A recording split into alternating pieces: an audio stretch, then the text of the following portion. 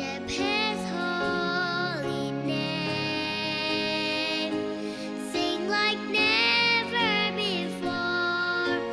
Oh, my soul, I'll worship Your holy name.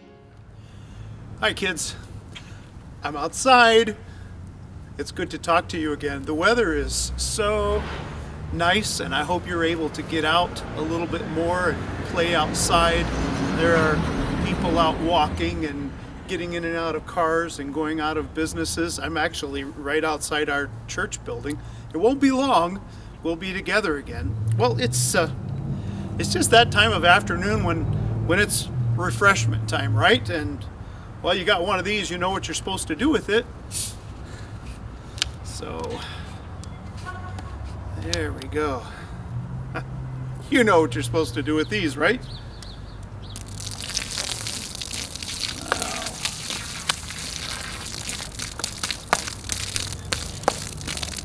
There we go.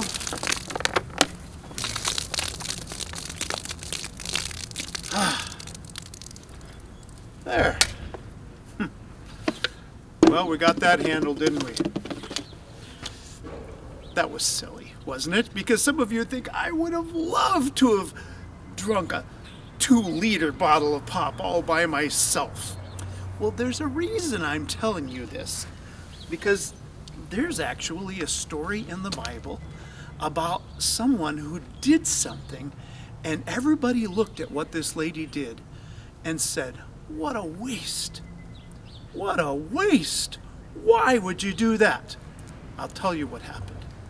Not long before Jesus was crucified, he went to the place where Mary and Martha and Lazarus, his close friends, lived. And while they were in that town, they were invited to a big meal, a kind of a fancy meal. And Jesus and the disciples reclined, and Mary came into the room.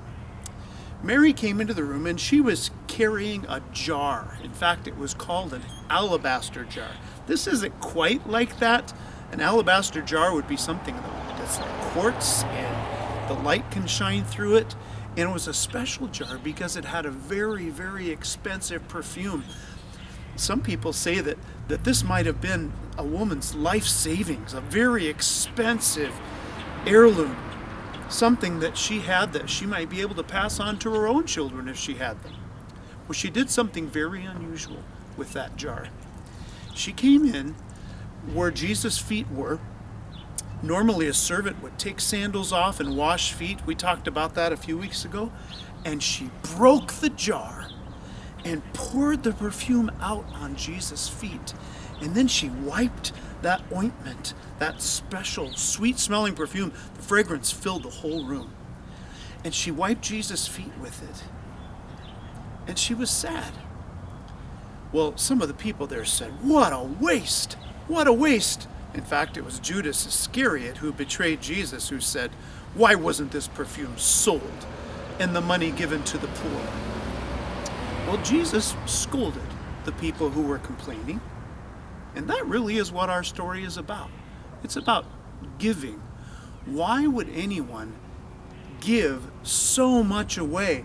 In fact, it seemed like a waste. This could have been used for something else, just like that pop could have been used for something else. I'll tell you what Jesus said. He said, yes, you could have sold it and given it to the poor, but you're always going to have the poor with you, but I'm not going to be here for long. He was talking to them about his death on the cross that was coming very soon, but he also taught a lesson on giving for you and me. How about you? What kind of a giver are you? Well, maybe you don't have a job like your mom and dad, and so you can't tithe to the church. You maybe don't have a lot of money to help somebody who's homeless or in trouble. But there's lots of giving you can give, like attention. You can give your best effort. But why?